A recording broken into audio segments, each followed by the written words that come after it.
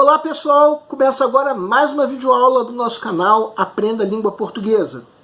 Em primeiro lugar, inscreva-se no nosso canal para não perder nenhuma das nossas próximas videoaulas.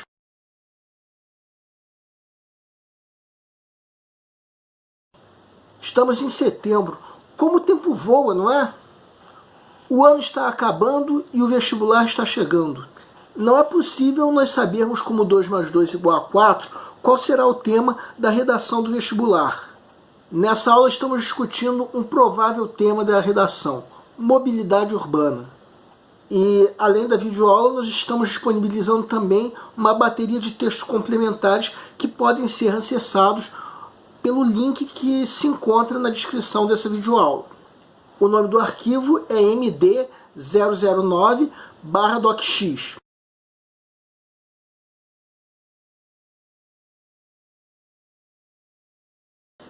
Anúncios de automóveis costumam falar sobre o conforto de dirigir um automóvel, paisagens lindas, belíssimas, mas pelo menos por enquanto isso está longe da realidade.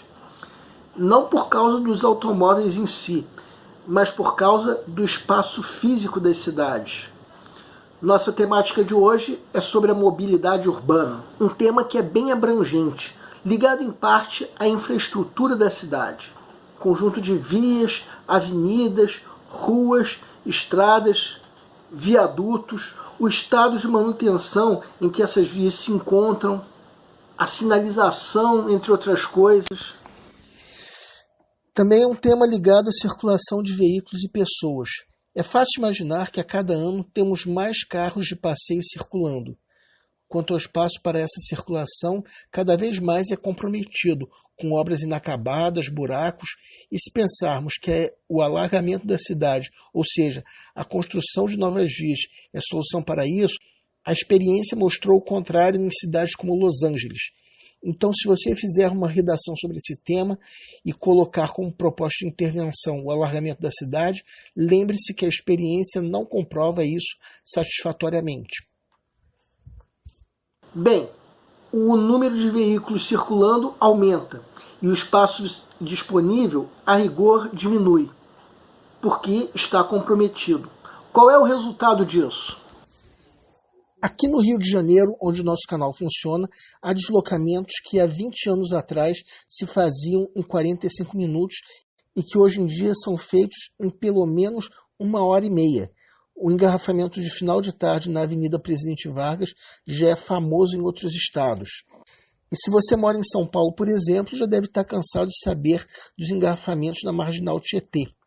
Sendo que em São Paulo também existe o sistema de rodízio que se faz de veículos. Tem dia para circular carro de placa par e dia para circular carro de placa ímpar. Na época em que esse sistema foi lançado, parecia que um milagre havia acontecido com a mobilidade. Hoje em dia, há muito tempo, os engarrafamentos voltaram, e se esse sistema de rodízio for vetado, será pior. Outra coisa é o que diz os textos 3 e 4 da nossa bateria de textos complementares. O texto 3 é uma matéria do jornal O Globo, enquanto que o texto 4 é um conjunto de fotos que ilustravam essa matéria. Tratava-se de uma matéria que falava sobre um problema da infraestrutura aqui no Rio de Janeiro, os túneis. Um outro ponto que merece ser abordado aqui é a questão da sinalização. Nas estradas de rodagem aqui do Rio de Janeiro, a sinalização é precária.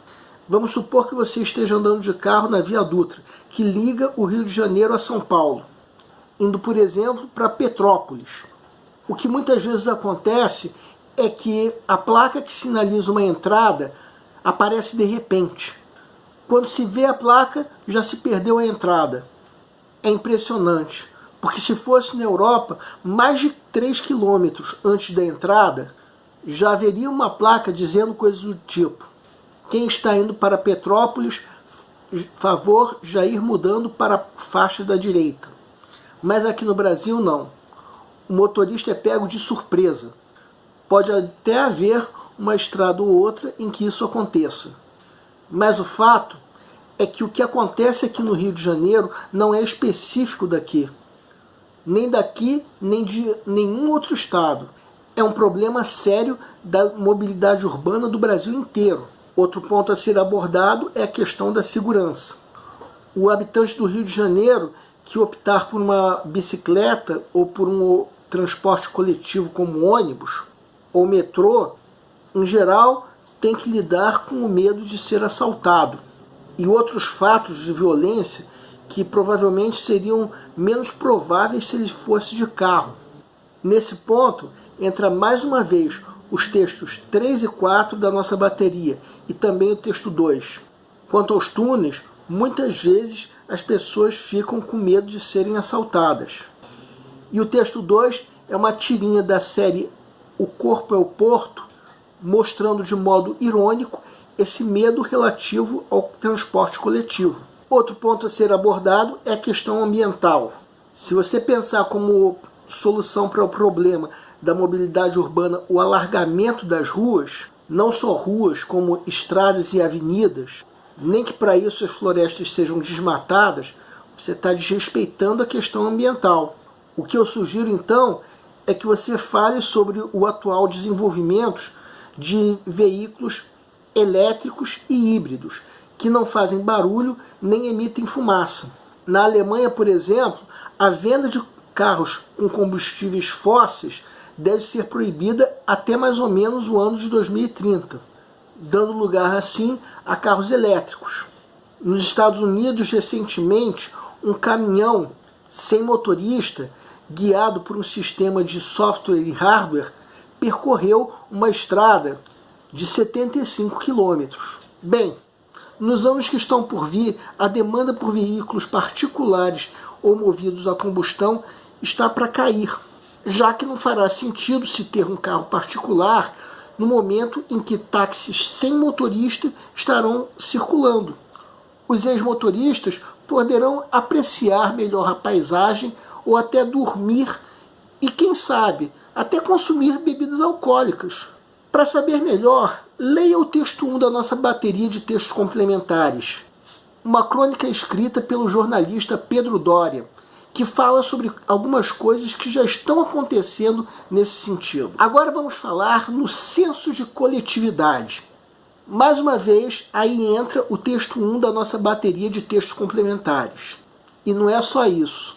Em algumas cidades, há ciclovias com espaços próximos às pistas. E o que em geral acontece é que os carros invadem as ciclovias. Ou seja, é preciso se pensar em termos comunitários. É preciso se respeitar o senso de coletividade. Montadoras como General Motors e Ford já estão desenvolvendo um sistema de carros compartilhados. 22 de setembro está chegando e foi nomeado o Dia Mundial Sem Carro precisamente em 1997 na França. O objetivo dessa data é estimular o uso de outros transportes, bicicleta, caminhada, transporte público e por aí vai. Convite para uma melhor vivência do espaço urbano. Com esse estímulo, contribui-se mais para a saúde, assim como para o meio ambiente, assim como, no fim das contas, também para aqueles que dependem do carro para se locomover. Um convite à reflexão para aqueles que utilizam o carro no dia a dia. Será que eu posso passar pelo menos um dia útil do ano sem o meu carro? Se a resposta for sim, será um grande benefício para a cidade, assim como para o meio ambiente e para os outros cidadãos. Até agora nós demos uma ideia sobre o tema da mobilidade urbana. É aconselhável a leitura dos textos do material didático que está disponível no link que está na descrição dessa videoaula. Eu disse é aconselhável, não é obrigatório. Você está estudando para uma prova de concurso, então é claro que você tem que adaptar o teu tempo. Mas, de qualquer maneira, é importante que você se mantenha atualizado.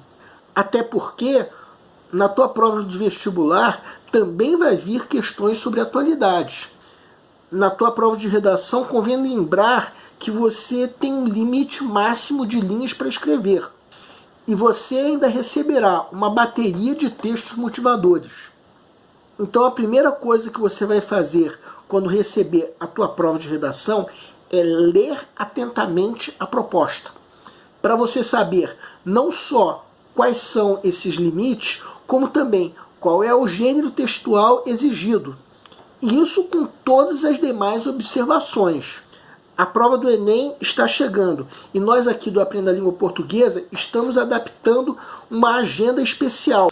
Bem, e depois da leitura atenta à proposta de redação, você vai construir a tese que você vai defender. Que aspecto você vai abordar na tua redação? Uma ideia central.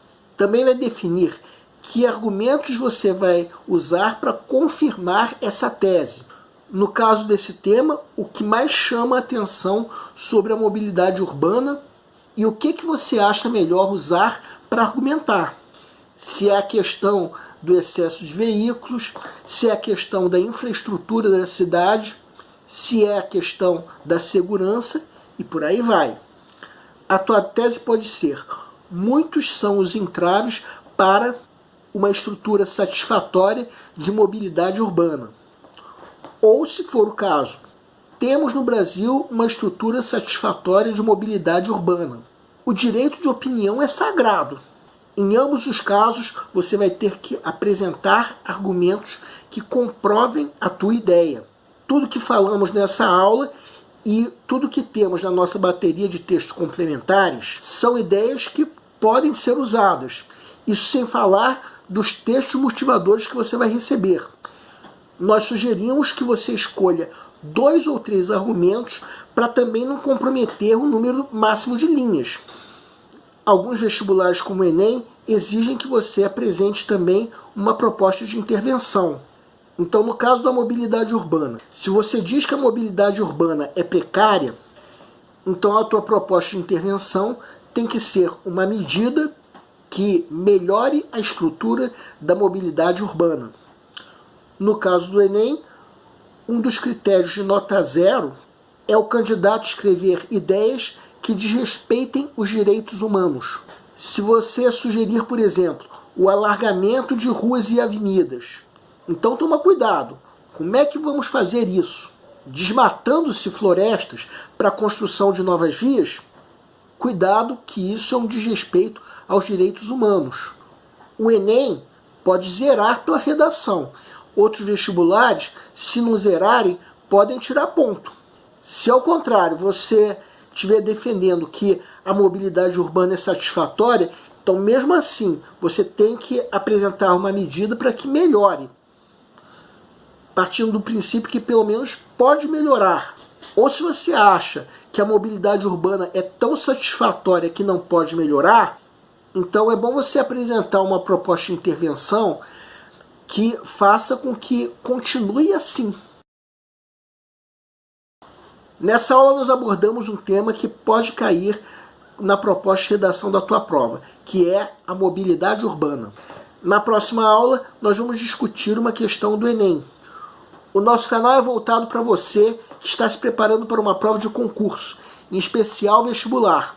Para todos vocês que fizeram essas provas, nós queremos pedir que nos inscrevam para dizer como vocês se saíram na prova, se a prova foi fácil, se a prova foi difícil, quais foram as dificuldades. Conforme for, nós faremos os devidos comentários numa próxima aula. E para todos vocês que fizeram essas provas, o nosso canal deseja boa sorte. Se você está gostando das nossas videoaulas, marque um gostei. Se não está gostando, marque um não gostei em ambos os casos. Façam os devidos comentários. Nós queremos saber em que nós estamos errando. Para isso nós contamos com a tua ajuda. O nosso canal está buscando maneiras divertidas de fazer com você a tua prova. Lembramos ainda que qualquer dúvida que você tenha, pode nos escrever. Seja através do nosso e-mail, seja através do Google+, seja através da nossa fanpage do Facebook. Mesmo porque você pode nos escrever para fazer qualquer comentário, elogio, crítica ou até reclamação sobre as nossas videoaulas. Isso porque a missão do Aprenda a Língua Portuguesa é melhorar cada vez mais. E nós contamos com a tua ajuda. Nós agradecemos a todos vocês que estão assistindo nossas videoaulas. Em especial, nós agradecemos a todos vocês que estão compartilhando nossas videoaulas com outras pessoas. Muito obrigado porque vocês estão ajudando o nosso canal a ser feito. E para terminar, nós convidamos você que ainda não se inscreveu no nosso canal, que faça isso. Comece clicando nesse link. Muito obrigado e aguardem nossa próxima aula.